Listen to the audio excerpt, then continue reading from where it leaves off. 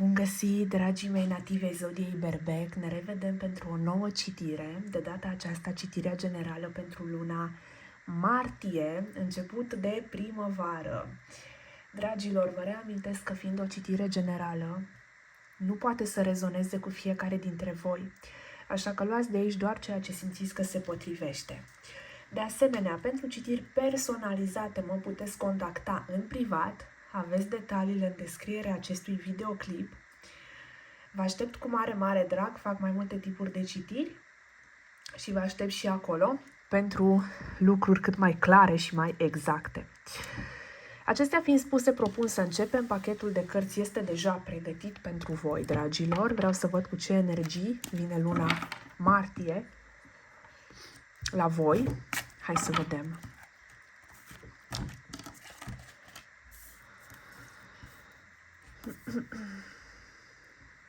O să le luăm pe rând, da? Bun. Începem cu prima carte în poziția voastră pentru luna martie și anume Regele de Monede. Din punct de vedere financiar aici, dragilor, stați foarte bine în luna martie, sunteți destul de prosperi. Poate unii dintre voi chiar vă schimbați jobul, poate alții pur și simplu începeți o afacere, ceva important sau primiți o sumă de bani importantă pentru voi. Este o lună abundentă sau o lună care deschide poarta abundenței pentru voi, atât din punct de vedere financiar cât nu numai, dar ne referim aici mai mult din punct de vedere financiar. Sunteți foarte protejați în luna martie, aveți îngerii alături de voi, îngerii abundenței sunt alături de voi, dacă pot să spun așa. Aveți foarte multă lumină prezentă în aura voastră, aveți ușile deschise spre noi începuturi, este un moment bun să începeți o afacere nouă, să începeți un proiect nou sau chiar o colaborare. De asemenea, este momentul stabilității, este poate momentul în care anumite sume de bani sau o anumită sumă de bani va aduce mai multă stabilitate financiară, mai multă siguranță. În același timp este despre energia masculină, fie că sunteți bărbați sau femei, vă conectează foarte tare luna martie la energia structurii, a acțiunii interioare și a punerii în practică, în a face. De ce? Pentru că despre asta vorbește energia masculină. Este o lună de acțiune pentru voi, este o lună în care puteți să acționați mai mult spre ceea ce vă doriți și să aveți mai multă încredere în reușitele voastre. Mergem mai departe și avem 5-ul de spade. Încercați să nu vă mai concentrați pe partea goală a paharului, ci pe partea plină a paharului, da? Încercați pur și simplu să vă uitați spre ceea ce ați reușit deja, să nu mai puneți atât de multă presiune pe voi, cum poate deja ați pus până acum sau de-a lungul timpului. Și încercați pur și simplu să vă lăsați mai mult răgaz, să vă lăsați un spațiu în care să vă puteți așeza, reașeza, să vă puteți da un refresh din când în când. Aveți mai multă încredere că uneori e necesară și o pauză. Mai ales că aveți o lună plină de acțiune aici, este necesar să existe și un timp în care să vă dați voie la o pauză din când în când.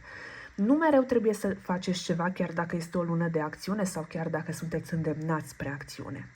În același timp este despre a lăsa niște regrete deoparte aici. Poate mulți dintre voi aveți unele regrete, vă gândiți cum ar fi putut să fie altfel legat de trecut, însă foarte important aici, toate aceste influențe ale trecutului care încă mai sunt la voi, să le analizați puțin, să vedeți cât de mult mai contează acele lucruri. Aici aveți de văzut cât de mult mai contează acele lucruri din trecut pentru voi. Cu ce vă mai afectează astăzi, ce vă mai poate aduce ca și beneficiu astăzi sau cu ce vă încurcă. Încercați aici să faceți o analiză, să vedeți dacă acele lucruri au nevoie să fie lăsate în urmă de tot sau vă mai aduc ceva în ziua de astăzi, adică poate mai aveți ceva de învățat de acolo sau mai aveți ceva de integrat, da?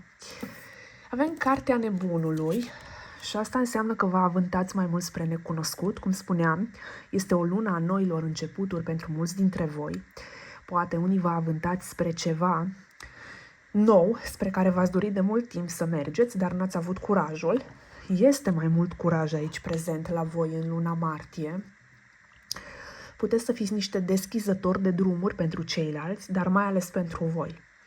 Deci, să zic așa, este momentul ca voi să întoarceți toată atenția din exterior în interiorul vostru și să vedeți ce vreți voi să faceți pe mai departe, cu adevărat.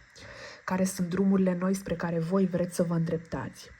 Nu spre care vi s-a spus că trebuie să vă îndreptați, da? Faceți un pic o analiză a voastră, într-un mod cât de obiectiv, pe cât de obiectiv posibil, să zic așa, da? 7 de cupe. Sunt aici niște umbre ale trecutului la voi, pe care, sinceră să fiu, le-am simțit în multe citiri, cred că și anul trecut și acum. Asta înseamnă că probabil mulți din voi încă mai aveți aceste, nu știu dacă neapărat prezențe ale trecutului, dar poate aveți niște efecte cu care ați rămas în urma trecutului. Niște efecte negative care vă mai provoacă confuzie pentru anumite situații actuale, care poate vă blochează anumite situații actuale.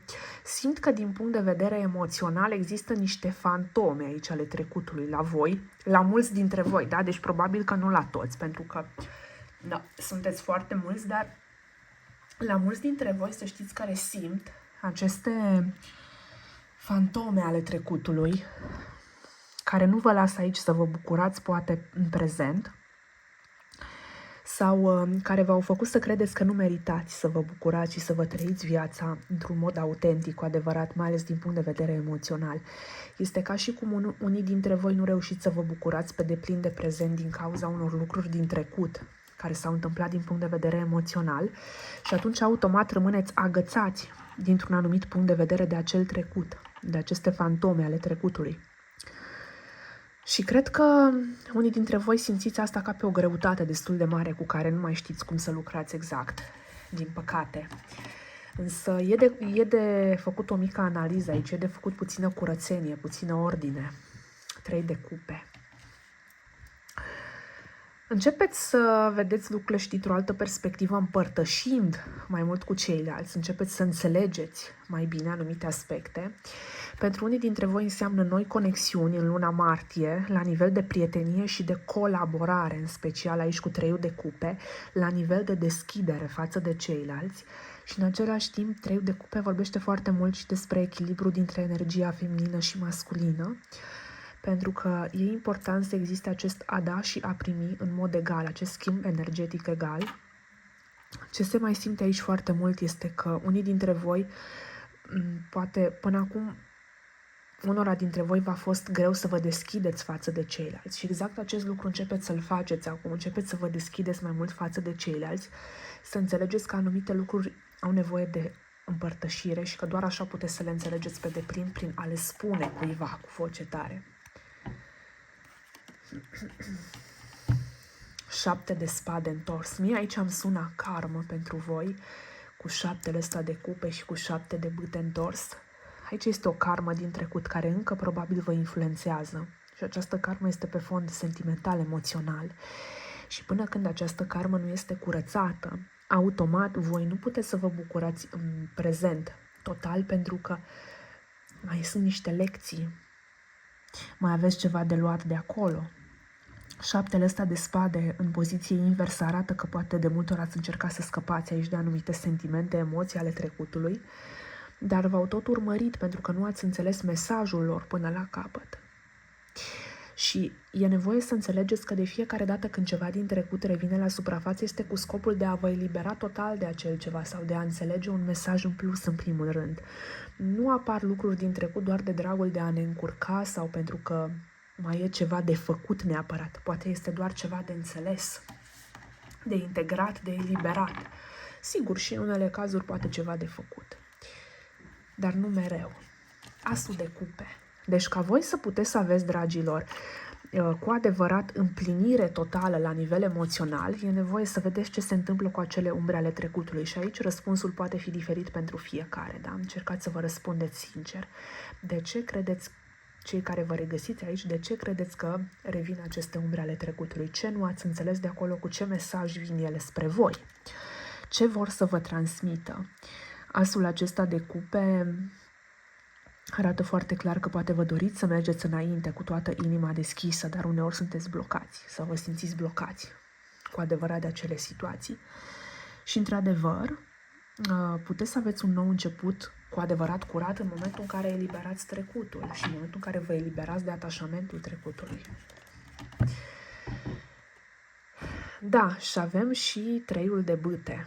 Treiul de bâte arată foarte clar direcție nouă. Arată foarte clar că până când nu lăsați, așa cum am spus, în urmă ceea ce a fost, nu puteți să aveți cu adevărat un drum curat înainte. Și din nou se repetă asta. Și aici voi degeaba v-ați întors cu spatele la trecut în mod teoretic dacă nu v-ați întors din toate punctele de vedere, și practic, și teoretic, și conștient, și subconștient, da? Deci despre asta este vorba aici. Dați-vă voie să eliberați cu adevărat ce e acolo sau să înțelegeți ce a fost acolo cu adevărat.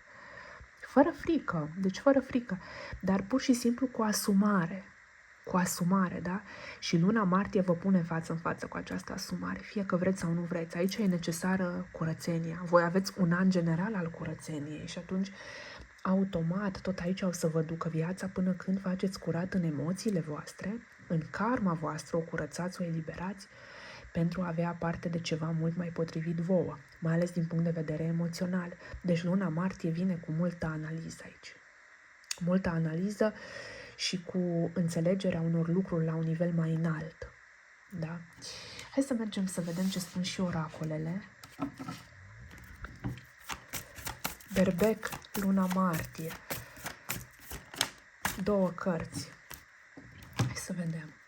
Te așteaptă un rezultat în care toată lumea va avea de câștigat sau vei înțelege cum poți să ai rezultate din care să aibă de câștigat și ceilalți, nu doar tu, nu doar punctul tău egoist, să zicem așa, da? Mențineți ferm viziunea, încearcă să vezi ce viziune ai legate de viitor, cum poți să rămâi în viziunea ta orice s-ar întâmpla în exterior și cum poți să-ți extinzi cât mai mult viziunea asta, dar totuși rămânând ancorat la ceea ce ești. Și, dragilor, aveți nevoie să vă mențineți viziunile, fiecare din voi. Să fiți hotărâți, curaj și hotărâre pentru luna martie, aici foarte mult. Hai să vedem. Luna martie, berbec. Ce au nevoie să știe? Mamă, și de aici aveți 2 mesaje. Frumos, ați avut nevoie de mai multe mesaje azi. Focusează-te pe iubirea divină. Fă orice efort pentru a te păstra unit cu spiritul tău și pentru a vă amesteca cu pacea, da? Pentru a face o combinație cu pacea interioară. Așadar, rămâneți conectați la zona spiritului vostru, pentru că așa rămâneți conectați și la sursă, la iubirea divină. Îmbrățișează aventura în viața ta. Iisus a spus, pentru că împărăția lui Dumnezeu stă înăuntru celor care sunt exact ca și copii. Dați-vă voie la mai multe momente în care să fiți voi în bucurie pură, în inocență pură și lăsați deoparte poate acele norme sociale de care ați ținut foarte mult timp. Dați-vă voie să vă aventurați cu mult curaj, dar și cu responsabilitate. Dragi berbeci, aceasta a fost citirea pentru voi legată de luna martie.